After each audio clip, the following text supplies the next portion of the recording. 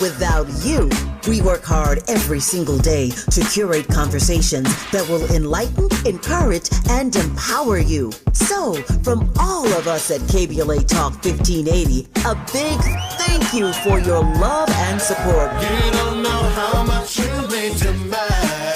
And by the way, if your smartphone did not update automatically, be sure to download our brand new KBLA 1580 app. We think you'll love all the new features, including new ways to send us photos and video in real time. Whenever news breaks, while we're on the air, it's a new dawn, a new day for KBLA Talk 1580. And we're glad you're on this journey with us. You never turned away, you were right there.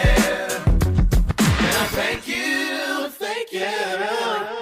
Enough electoral votes, more than 270, more than enough to become the 44th President of the United States. He will be the first African-American President of the United States. I've been broke all my life, but I kept hope all them nights. You see business in my city? Yeah, they closed all them twice. I was just riding down Salem, all them damn potholes I can't drive. I know y'all can fix it faster, but I know y'all won't try. Don't nobody care about us, and that's why I don't vote. Voted for Obama back in 2012, I remember that's when I had hope. He was saying, yes, we can, and everybody got less food stamps. And when I turned 21, I was still broke, I'd never vote again. I don't think I ever had a president make my life better. Did it all on my own, ain't no politician ever do a nice gesture. I don't even know the mayor's name, I ain't never seen her one time ever. Tell me how she gonna help the city. What I'm supposed to do, write letters? What I'm supposed to do, blame Trump? He ain't never really gave a ain't nobody raised minimum wage. None of these jobs pay enough. I think they just wanna keep us broke, cause they ain't putting nothing in place for us. This how all my people feel, but we gotta learn. We complained enough, let me change it up. Everything I just said, everybody I know think the same way. See, they don't wanna see us vote, and we never do, so we see the same thing. But all our votes really do count, and they'll never really let it show. So now I'm finna break it down, cause if I don't, you would probably never know. First thing first, you know back in middle school when they taught us, it was 3 branches of the government. We forgot it when we got older. It's the judicial, the legislative, and executive. But all we know is the executive. That's the mayor, or the governor, and the president. Now none of them 3 people make no laws, they just be checking them. The laws come to their desk and all they do is say no or yes to it. So when the news station tried to tell us that Barack Obama couldn't put us on, we was all salty at Obama when it was the Congress members all along. We gotta focus on the legislative branch, yeah, they the ones that make the laws. Yeah, they the ones write how much food stamp money you get on the card. But when people that wanted to help us wanted the job, I know they probably lost. Cause we ain't even know their name, we ain't know their face, we ain't know it all. So the Congress or the State House, that's legislative, they make laws. So what we want from the president is what they do, okay y'all? See, they election every 2 years, but we don't ever even go to those. The Congress, they can raise minimum wage, but we ain't even really know it though. So you know how back in 08, when we all voted for Obama, we was all supposed to go back in 2010. You are listening to the Black Pack here on KBLA Talk 1580. I'm your host, Adrianne Shropshire, and I love it every time I get to hear Yellow Pain break it down, as he did a few years ago in that piece, and we have been using it ever since to talk about, like, we got to pay attention to everything all the time, because that is our job. Yesterday, and I think this is sort of feeds into this, yesterday marked 5 years since the late Congressman John Lewis passed away, and as has happened every month, and every couple of weeks in some places, there were over 1,600 events that were a part of the Good Trouble Lives On Day of Action that commemorated his life and his commitment to racial justice, to voting rights, and to democracy. One of the organizations that was a part of the core organizing committee was the organization Black Lives Matter, and I'm so happy to be joined right now by April Albright, who's the legal director for Black Voters Matter, to talk about the work that happened yesterday and the work that's going to come, work that is to come. So hi, April. How are you? Thank you for joining. Hi. Hello. How are you? I'm good. I'm so glad that you were able to join us. So I'm wondering how you feel after yesterday's activations. I heard some of the speeches that happened around the country, but wondering how you're feeling about yesterday's actions, and if there were any highlights that you'd like to share with listeners. Well, we're just really excited about yesterday. First of all, last year when we held these events across the country, we, sponsored, and there were about 600 so rallies. And so you can see, as you said a few minutes ago, it was 1,600 this year, close to 1,700. Right. And so that just shows the level of activism, the level of enthusiasm and determination around responding to the onslaught of fascist and authoritarian tactics that are being implemented by this administration. And so we're excited that we're able to see that many people all over the country, taking to the streets to raise their voices about their concerns about what's going on and about what's to come. As you mentioned, it doesn't just stop with yesterday. It didn't even start yesterday. Right. In fact, people have been protesting. Indivisible, who have been, organizing the No Kings protest, was a major part of this as well. And so, Labor Day, that's going to be coming up in a month. There's going to be more activation. So we're going to keep doing this, raising our voices, getting more people activated now, so that when it's time for election, we are all ready to go. Yeah, and I appreciate that, because I think that it is that culmination, and as we sort of move along, and all of the activations that have been happening over the last few months are not single isolated events. They really are building momentum. And so I think it's important, because it also gives people an opportunity to think about, how and when and where they can get in. So I do want to talk a little bit about, when we come forward, I want to talk a little bit about some of what you just said, and in particular, the sort of what else should we be doing, right? What are the other things that we can be mobilizing and organizing people around? And I also want to talk a little bit about, sort of what has been this narrative since January, right? This narrative about, like, where are the Black folks at, right? They're not out at the protest. Where are they at? And what is really going on, right, underneath that? Because that is not a true thing, right? And so it's important to sort of name that. So when we come forward more with April Albright from the Black Voters Matter, this is KBLA. Stay with us. You're part of the Black Pack with Adrianne Shropshire on KBLA Talk 1580.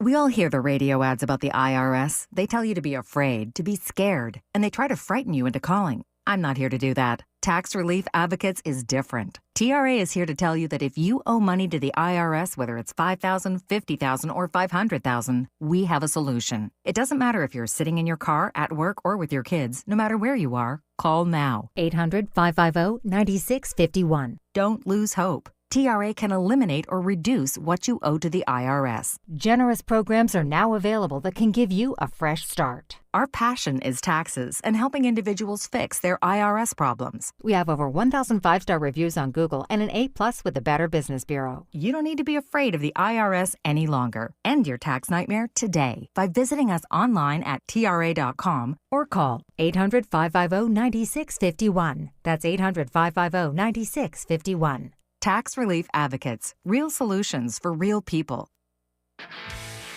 This is the story of the one. As a lineman, he does whatever it takes to keep the power on in his community. And he wants a partner like Grainger who does the same. Grainger offers the professional-grade products he needs, from voltage detectors to harnesses to hard hats, plus fast, dependable delivery, so he can rise to every challenge. Call 1-800-GRAINGER, click Grainger.com, or just stop by. Grainger, for the ones who get it done.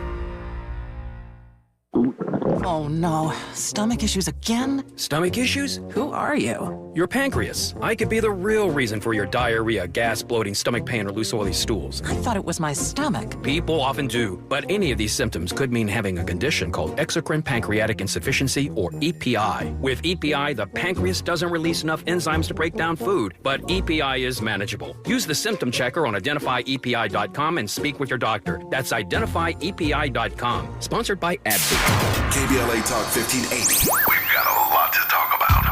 KBLA Talk 1580, connecting you with services and solutions. The Los Angeles Regional Food Bank is on a mission to fight hunger and provide nutritious food to those in need across our community. They partner with federal, state, and local programs advocating for better policies and funding for critical hunger relief programs like Cal Fresh, the Emergency Food Assistance Program, and the Child and Adult Care Food Program. The food bank works with coalitions and local representatives to make sure hunger is addressed in every district of LA County. They also run nutrition education campaigns, raise hunger awareness, and source nutritious food for distribution, all while supporting regulations that allow food pantries to operate safely. Want to help? Visit lafoodbank.org or call 323-234-3030 to volunteer or find a food bank near you. Together, we can ensure that no one goes hungry in Los Angeles County. This is a community call to action from KBLA Talk 1580. Let's get back to more of the Black Pack with Adrianne Shropshire right now on KBLA Talk 1580. We are in conversation with April Albright, the legal director for Black Voters Matter. So, April, before the break, we were talking about Good Trouble Lives On Day of Action that happened yesterday, and also about that this really is sort of an ongoing effort, both to get people, I think, to get people involved, to keep people involved, and to expand the numbers of folks who are a part of this, sort of mass movement to push back against what we're seeing at our federal government, not just at our federal government, but at our states as well. And there has been, I know you know this, right? This sort of, hemming and hawing about, are there enough Black people involved in the protests, right? Where are the Black folks, right?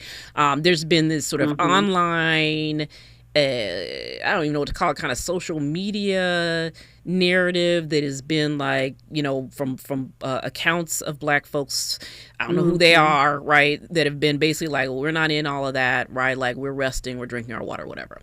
And so I think my question to you is, one, just sort of your thoughts on that, and because So I do not experience that to be true. Now, whether or not there's, masses of Black folks out at the protest it may not be the case, but I'm not sure that is an indication that Black folks aren't doing anything, right? No, it's not. Right. So to talk about that.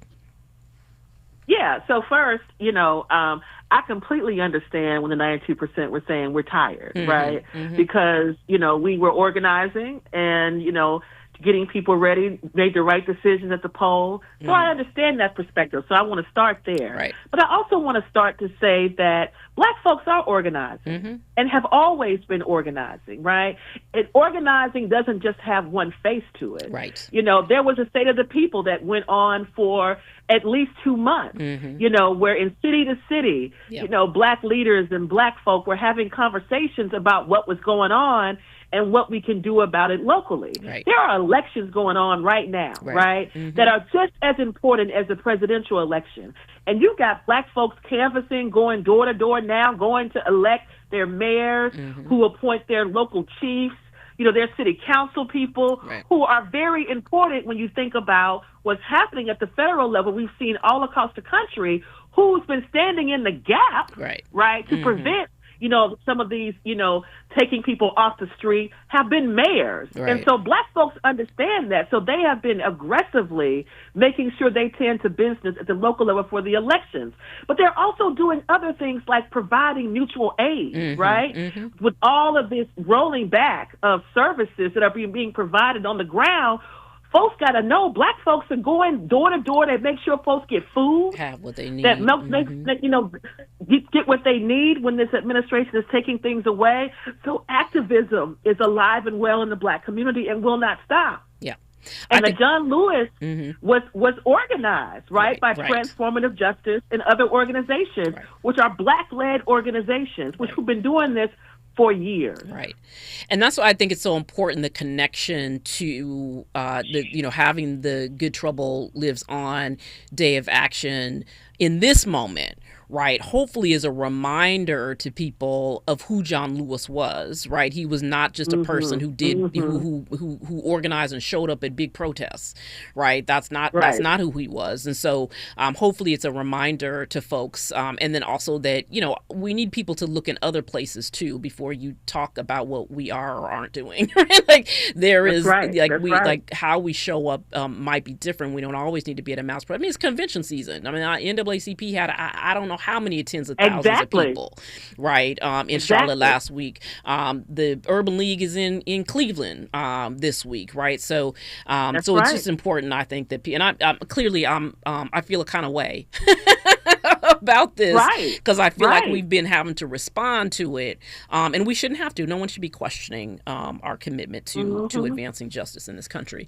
But let me ask you about let me talk to you a little bit, or ask you to talk to us a little bit about what you all are seeing in communities just on this front. I know that you all at Black Voters Matter are out in communities, talking to folks, certainly, sort of preparing people for the elections that are going to be coming up, right?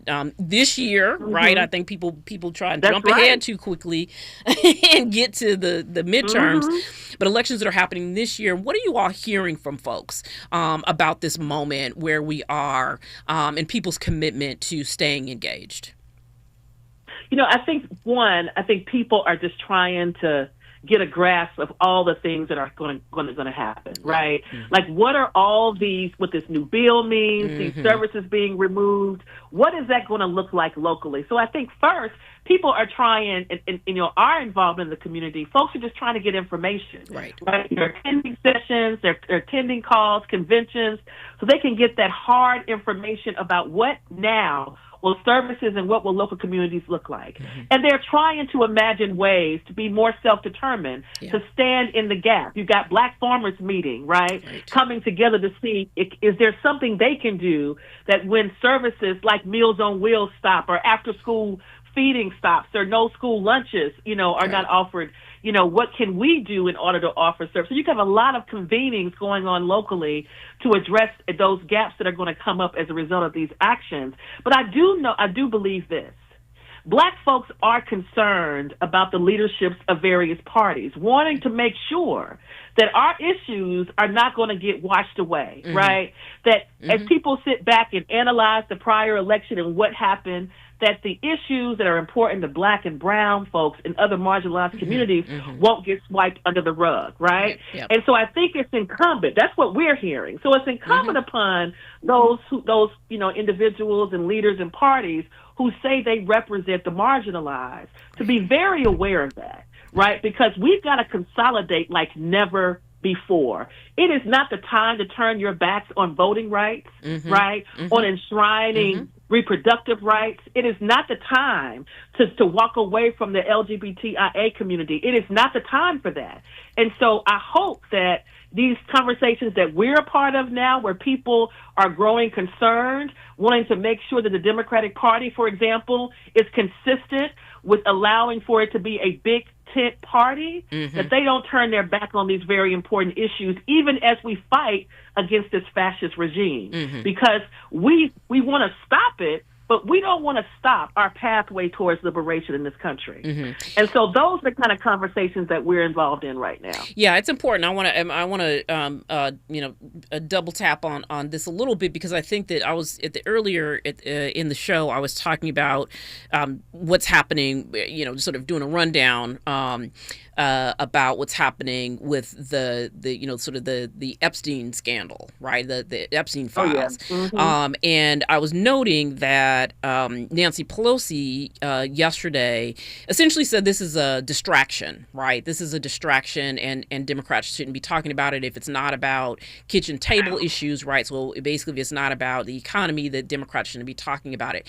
And I sort of push back on that, because one, just because something isn't about kitchen table issues doesn't mean that it's a distraction, right? And I think that that's where the Democratic Party oftentimes gets sideways, because they don't want to talk about issues because they're uncomfortable.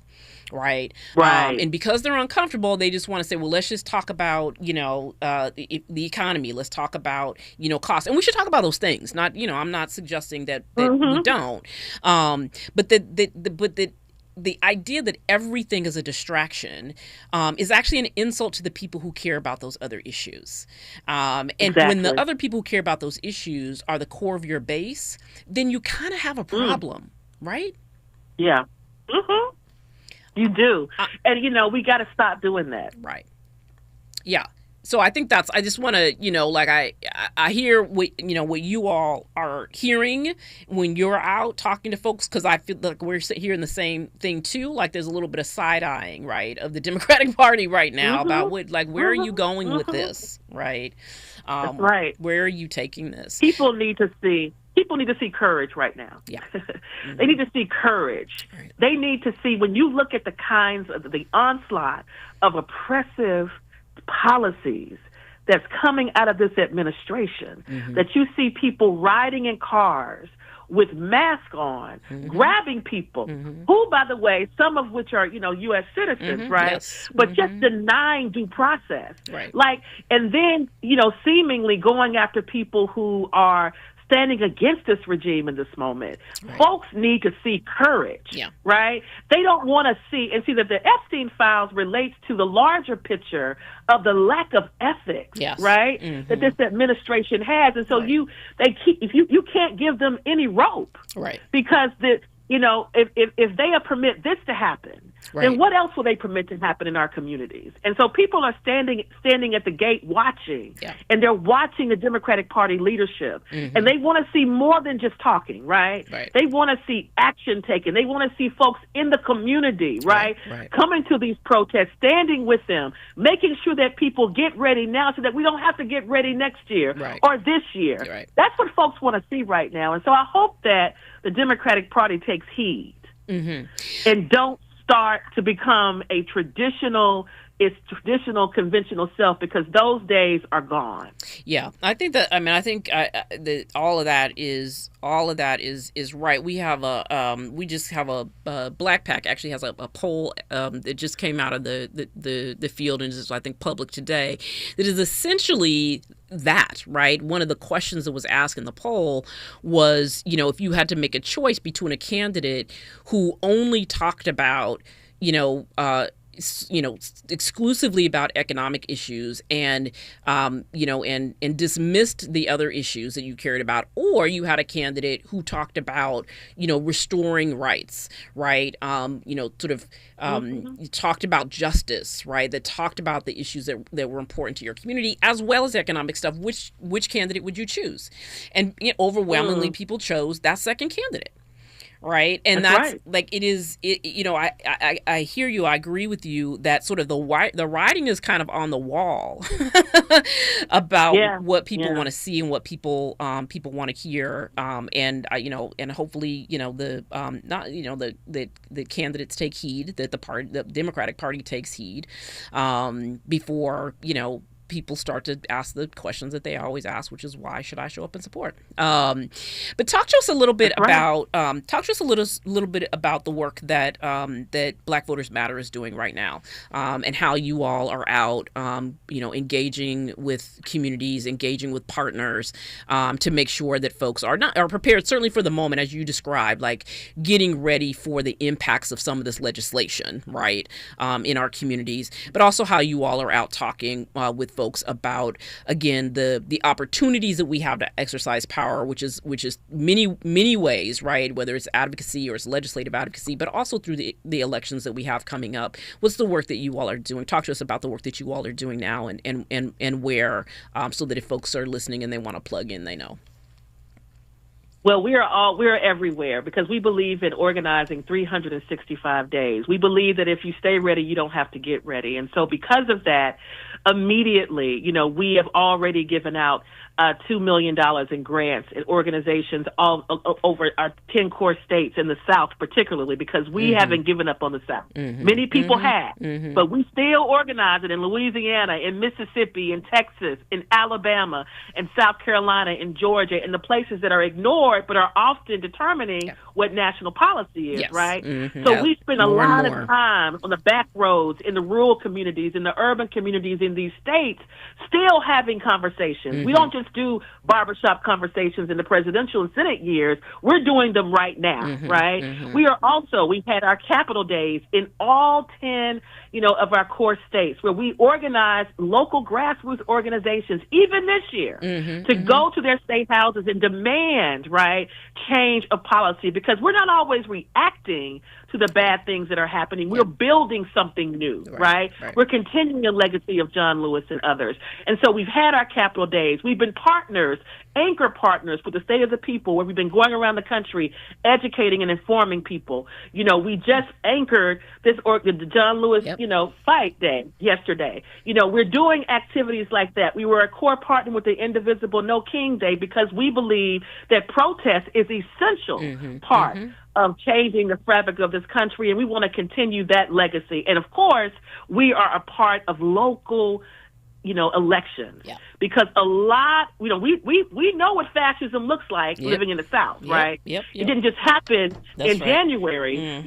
So we have been trying to change the culture by changing the sheriff's offices, changing the county commissions and the city councils and the state houses, so that we can build liberated spaces even in the state as we retake the national government.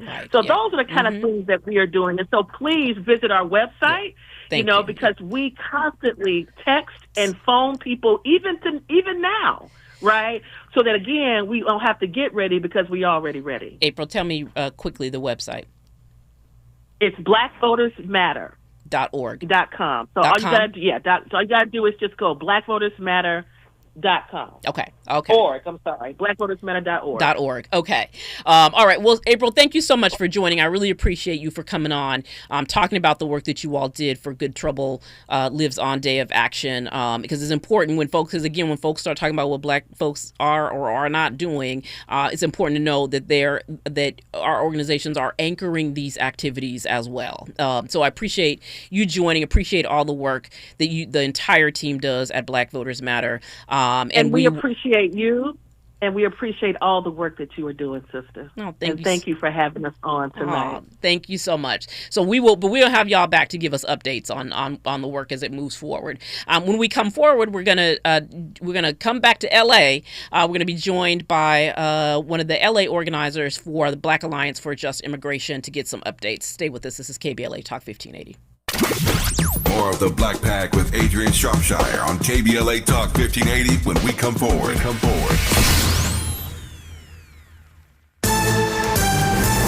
I'm Tammy Eswick with BIN News Now. The FDA has approved a twice-a-year shot that can prevent HIV infections. Black 58-year-old Evelyn Lampkin, who's a mom of two, says she was married and didn't know her husband had HIV when she was diagnosed in 2010. She spoke to MSNBC. If PrEP was out then, I might have considered it.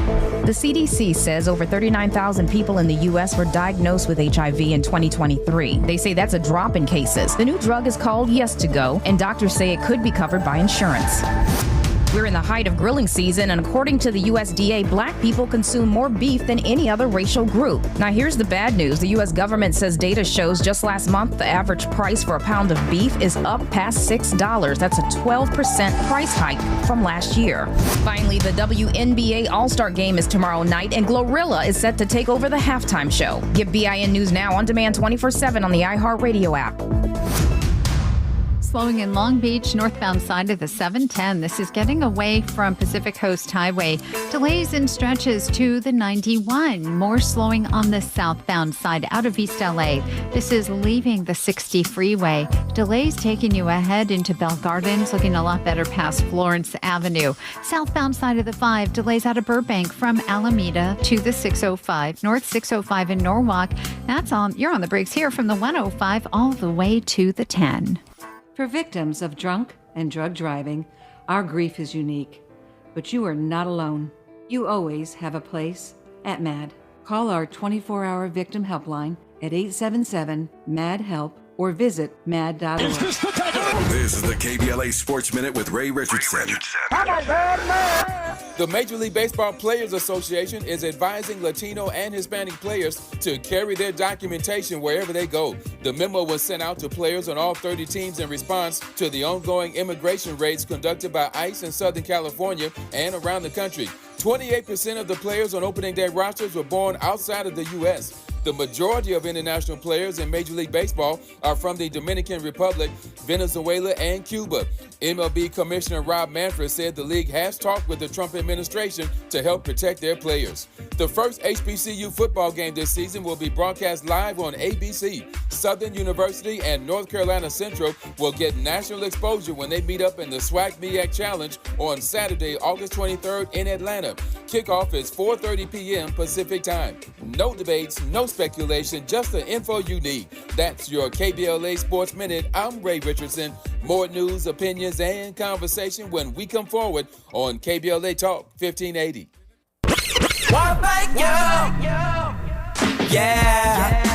At KBLA Talk 1580, we're proud to be celebrating 4 years on the air, but we know we could not have made it this far without you.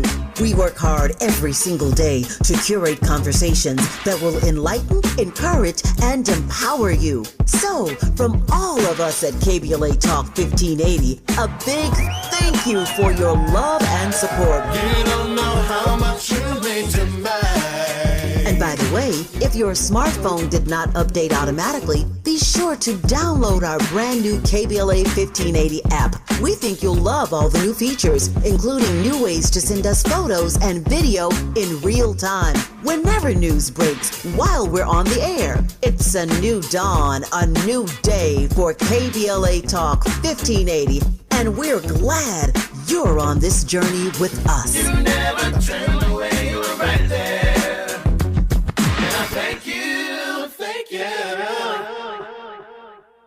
Attorney advertising. Prior results do not guarantee future outcomes. Founded in Los Angeles in 1986, litigation powerhouse Quinn Emanuel has deep roots in the Los Angeles community. Since 2007, we have litigated some of the largest fires on the West Coast. We are proud to be the only AmLaw 100 firm in the country to represent wildfire victims, giving affected individuals, families, and businesses the same focus and individualized attention we devote to our Fortune 500 clients. BTI Consulting has repeatedly recognized Quinn Emanuel as among the 4 law firms in-house counsel least likely to oppose in any litigation, and we are often deemed the most feared. And after securing over $80 billion for our clients in various matters firm-wide, we understand why. If you have been affected by the recent wildfires in Altadena and the Palisades and would like to discuss your situation further, please contact wildfiresupport@QuinnEmanuel.com or call us at 213-443-3050. Quinn Emanuel is proud to sponsor Conversation Live Altadena Rising with James Farr on KBLA Talk 1580. Attorney advertising. Prior results do not guarantee future outcomes.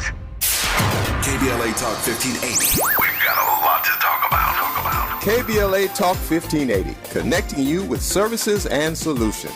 Worried about eviction? You have rights, and Stay Housed LA can help. Stay Housed LA is a partnership between LA County, the City of Los Angeles, and local service providers. From Lancaster to Long Beach, we're here to help you with tenant education workshops, legal clinics, free legal services for eligible tenants, and online resources about tenant protection laws. Don't face eviction alone. Call our hotline at 1-888-694-0040. That's 1-888-694-0040. Or visit stayhousedla.org. Stay Housed LA, keeping Los Angeles residents in their homes. Stay Housed LA, your rights, your home, our community. This is a community call to action from KBLA Talk 1580.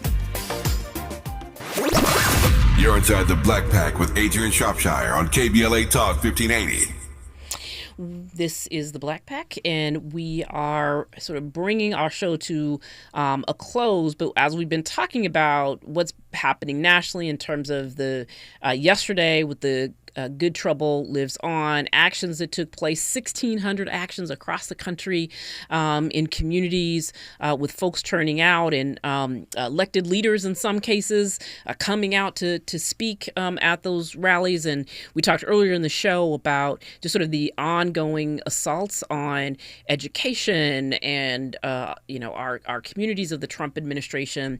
And folks know that we have been tracking and engaging with local organizations here in Los Angeles, particularly about the ICE raids and how organizations are dealing with that in this moment and protecting their communities, protecting their neighbors.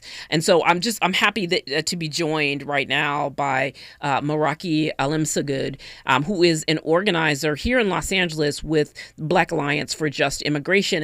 And so Meraki, thank you for joining. I appreciate you taking the time to come on.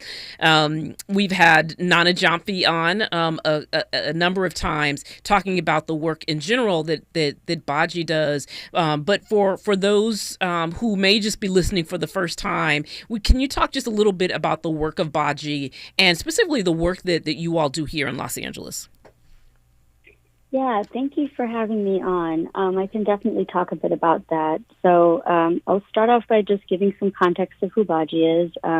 Baji is the Black Alliance for Just Immigration. We were founded in 2006 in Oakland, California by African-American and Black immigrants, faith leaders, community organizers who saw the growing increase of the Black immigrant population in California, but saw a steady erasure of Black immigrants from the conversation of immigrant rights. And, fast forward nearly 2 decades now, we are doing work at the national level, right, with chapters in New York, Florida, Georgia, Texas, and here in California as well.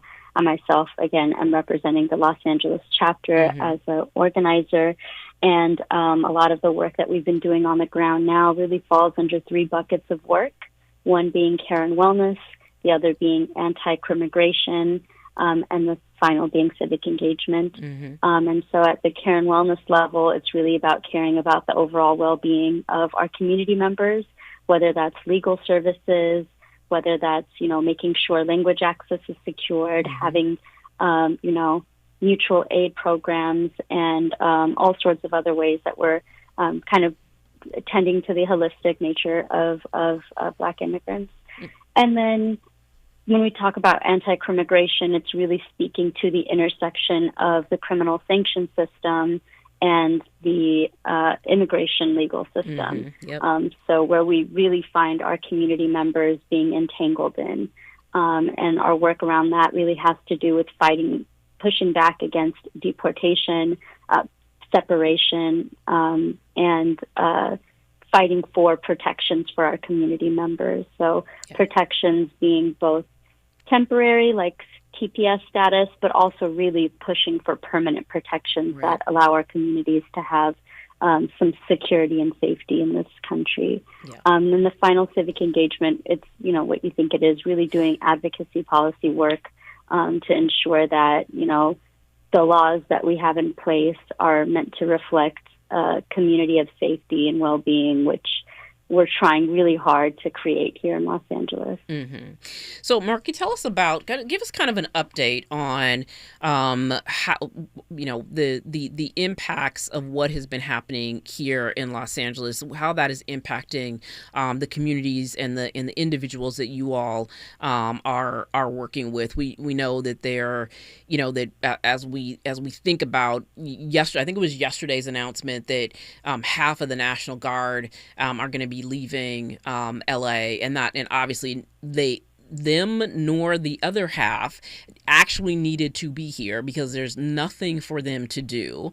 But even as they leave, what we know is that the presence of ICE is still ongoing, right? And so so there may not have been anything for the National Guard to do, but ICE is still very active. And so what are you hearing from your members, from other folks in the community about how they are feeling, about what they are seeing, and if there's still that sense of real distress, right, and worry and fear? Yeah, no, thank you for that question. I definitely have gotten a sense from our community members, from the conversations we're having, that there's still a very much raw and valid sense of fear, sense of insecurity, and sense of a danger, an active danger and threat to their families and their communities out here. I mean, There's community members who are afraid to leave the house, who are afraid to go to work. I mean, it's summertime, so school isn't really in session, but even before things popped off last month, people were afraid to go to school, both youth and, older students. So I think that we're seeing kind of a mix of emotions, because while people are very much so feeling this visceral fear, we're also seeing a similarly visceral amount of frustration and anger, righteous anger, and willingness to push back and fight for our communities. So people are taking to the streets, people are organizing, people are practicing mutual aid, practicing community safety, learning their rights, learning how to be court watchers and observers, being accompaniments to people, whether it's to a doctor's appointment or to a court visit. We're really seeing a constantly growing sense of local-based community right now. And I think as early as the fires that happened at the start of the year till now, Los Angeles is really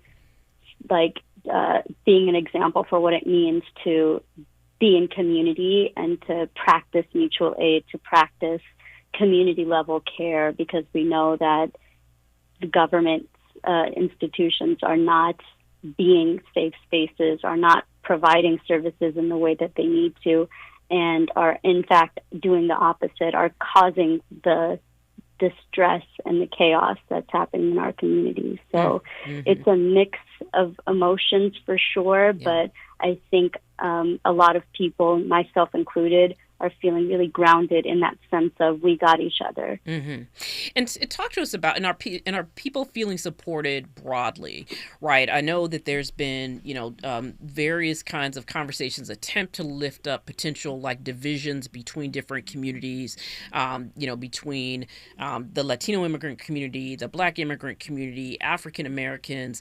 We have continue to see this kind of online propaganda campaign. In my opinion, is a propaganda campaign that essentially is accounts of Black Americans saying, well, none of that's our issue, right? That's not us. We don't need to worry about that. And it has felt like a propaganda campaign. I do not experience, certainly people have that opinion. I'm not trying to say that opinion isn't out there, but the scale at which it is just does not seem real. And I don't experience that in in real life, in my own interactions with people. I talked earlier about that Black Pack, the organization that I run, just did a poll, and one of the questions that we ask is if, in fact, Black Americans thought that this was someone else's fight, right? Or if kidnapping and deportations were in fact our fight, and overwhelmingly Black Americans said this is our fight, right? And so I'm wondering about how you all are navigating both the real tensions that are there, right, between different communities. But also addressing the false narratives that are emerging in this moment. Yeah, absolutely. That narrative, which you correctly labeled as propaganda, is definitely out there. And I think we have to name it for what it is, an intentional infiltrating of solidarity movements of our community with the sole purpose of creating division that only serves white supremacy at the end of the day, because we know that it is, white supremacy, it is government institutions that really benefit from division that is created, because when we're busy pointing the finger at each other, we forget that the oppressor is right there kind of getting off. They're not getting any accountability while we waste time shouting back and forth at each other. But I think you also raised an important point that that's a very, very small minority of people who are leaning into that false narrative of this is not our fight. That overwhelmingly most Black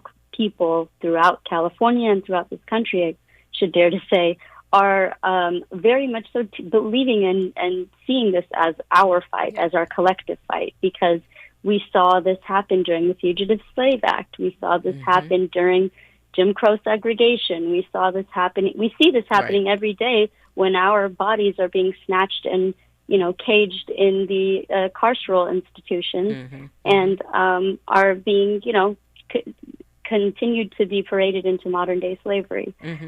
So I think that what's really crucial in this moment is that we not spend so much effort even paying attention to the divisive rhetoric, because while I don't want to minimize the impact that it has, it's incredibly dangerous. I mean, it empowers people to bully immigrant communities, including Black immigrant communities, and it does the work of white supremacy by also erasing us from the conversation at all. Black immigrants make up 1 in 5 Black Angelenos. So we are part of the fabric of Los Angeles.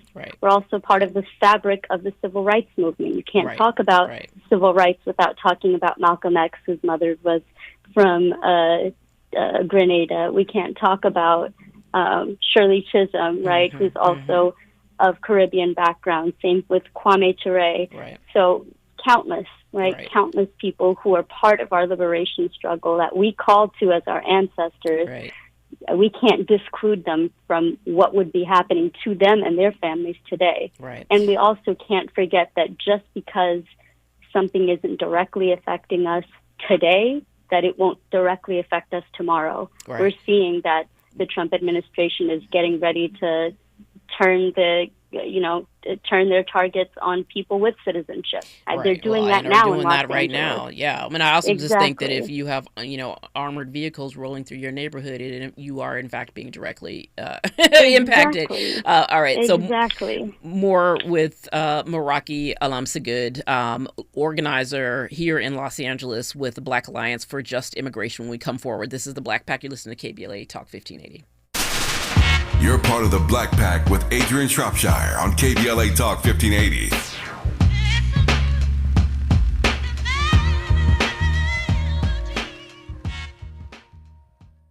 Let K. Michelle's Kitchen Catering bring your world of flavors to your next event. For all occasions, from casual brunches to office lunches, weddings, and glamour affairs, call us today at 310-819-6213 or go to kmichellekitchencatering.com or on Instagram at kmichelles_kitchen catering or Facebook at Kmichelle's Kitchen Catering. We look forward to cooking for you soon. Call 310-819-6213. 310-819-6213. Hear that? That's the sound of your life. Perfectly imperfect. Beating in rhythm to the world you've created. But every time you drive after drinking, the music gets drowned out. Your life sounds pretty great. Don't let a buzz ruin it. Buzz driving is drunk driving. Don't drive buzzed. A message from NHTSA and the Ad Council. Some things can steal your sunshine. Ugh, I just got my hair done. Sorry, the cooler's broken. Anyone see my flip-flops? Anyone? But COVID-19 can steal a lot more. I just took a COVID test. Ugh.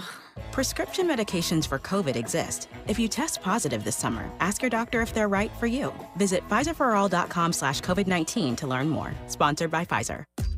There's nothing like when you get that part from eBay and it just fits. Yeah, the first time. So you can do less of this and get right back to more of this. At eBay, you'll find all the parts you need, guaranteed to fit, at prices you'll love. Sounds good, doesn't it? eBay. Things people love. Eligible items only. Exclusions apply. KBLA Talk 1580. We've got a lot to talk about.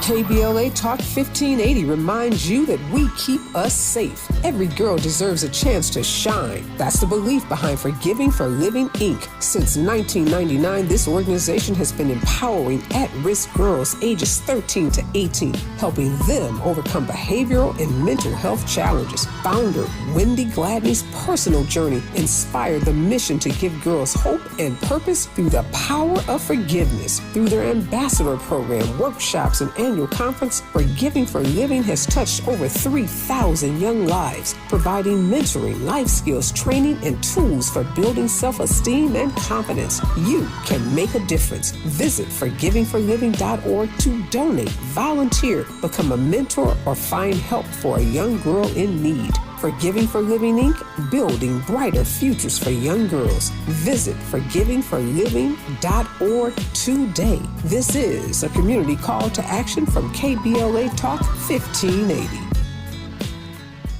Let's get back to more of the Black Pack with Adrianne Shropshire right now on KBLA Talk 1580. We are continuing our conversation or wrapping up our conversation with Meraki Alamsagud from BAJI, the Black Alliance for Just Immigration. And before the break, Meraki, we were talking about just the work that's happening in LA, how you all are working within your members and the communities. Can you talk a little bit about what that work looks like specifically, and also what folks can do to help support that work, right? So what is the work that you all are doing? Because I feel like a crisis happens in a place, and everyone focuses on that crisis work, right? And BAJI's work, didn't start a month ago, right? When ICE showed up in LA, right? This is years of work happening in communities, in Black immigrant communities and African American communities across the country, and certainly here in LA. So can you talk a little bit about what the work looks like here in LA, and then also, again, importantly, what folks can do to help support? Yeah, absolutely. Thank you for asking. I think the work that needs to be done and has been that we've been engaging in on the ground thus far has been a lot of community conversations. One, wanting to have a real assessment of how these ICE raids are directly affecting our community members. So having community listening sessions, providing KYRs, which is short for Know Your Rights, trainings and workshops, so people know what to do when they interact with law enforcement. We also have KYR cards that we have been distributing amongst the community in different languages, not just English and Spanish, but also a variety of Black diaspora languages. So Amharic, Tigrinya, Haitian Creole, Arabic. And we encourage people to also join us in doing that card distribution so that it can reach Black immigrant communities who maybe, just need access to that.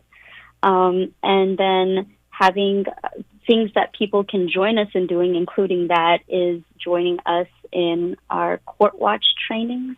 We have court watch training so that people can become skilled in what it means to observe a court hearing, an immigration court hearing. Will you talk about that we explain that a little bit, just so that listeners understand what court watch means and what that critically important role is for those who take it on. Absolutely, yeah. So, we know that a lot of our community members are under attack right now, being separated from their families, and it's not just happening in the school, on the streets, at work, or at home. It's also happening in front of, and in some instances inside of, immigration courthouses. So the practice of doing court watch is to be trained in how to observe the behaviors of what's happening inside court. So that means observing the way the judge is sentencing, the tone of the judge, what questions are being asked to the immigrants, what is the racial diversity of the people coming in and out of the court, what is their court hearing for? Is it asylum? Is it, some other form of relief that they're looking for? And then just seeing the behavior of, the law enforcement that's inside of the court as well. So it's not teaching people to intervene, but just observing so that we can have these behaviors documented. Right. Okay. Thank you for that. So Yeah. Absolutely. Because we've heard more and more about, because it's people are trying to go through the process and do the right thing and, show up at their court dates and make sure they're not missing them. And then they're showing up there and they're being abducted. And that feels wrong. We've also seen, other, folks, sort of the high profile, moments when, someone like the controller in New York, Brad Lander, is doing court watch, and he gets arrested, right? Sort of violently arrested. And I think it's important. Partly the reason why I asked you to explain that is because it is really, I think, people just observing, right, and just paying attention and being witnesses, right, to what's happening. If people want, if people want to get involved, if they want to do the trainings, if they want to help distribute the Know Your Rights cards, right? If they want to otherwise volunteer for Baji's work, how would they get in touch with you? Yeah, so they can absolutely get in touch with me at my email, which is maraki@baji.org. That's M as in mother, ARAKY at BAJI.org. They can reach out to me there. We do the court watch trainings. We also have a direct action training coming up on August 8th that we really encourage people to attend so they can learn what the fundamentals of doing direct action are and how to, be safe while doing so. But yeah, people can reach me at maraki@baji.org. Okay, great. And then the direct action training, I'm glad you raised that, because I do think that that's going to be important, right? as we go forward, and not just for around this issue, but when I think about all the the No Kings actions and the Good Trouble actions that took place yesterday, people sort of understanding and knowing there's a discipline. I mean, I think about Reverend Lawson, right, and the idea of being disciplined and how we are engaged in peaceful protests. So I think I'm going to want to make sure that we do some I can help promote that, right? To make sure that we have as many people there as possible as we get closer to the event. But Maraki, I just want to thank you both for the work that you're doing, the hard work that you're doing here around this issue. I know that you all are all exhausted and tired, but still pushing on. So thank you so much for the work, but also thank you for joining me here to talk about the work of Baji in Los Angeles. And also thank you to everyone else for joining us here at the Black Pack. Of course, we will be back next Friday, 4 to 6 p.m. right here on KBLA Talk 1580. I hope you all enjoy your weekend. KBLA 1580 Santa Monica. I'm Tammy Eswick with BIN News Now. When I was diagnosed with AIDS. So I thought it was a life sentence. I was totally and completely shocked. That's 58-year-old Evelyn Lampkin, a black mom of two, who says she was married and didn't know her husband had HIV when she was diagnosed in 2010. She spoke to MSNBC News. Her interview was in response to the FDA approving a twice-a-year shot that can prevent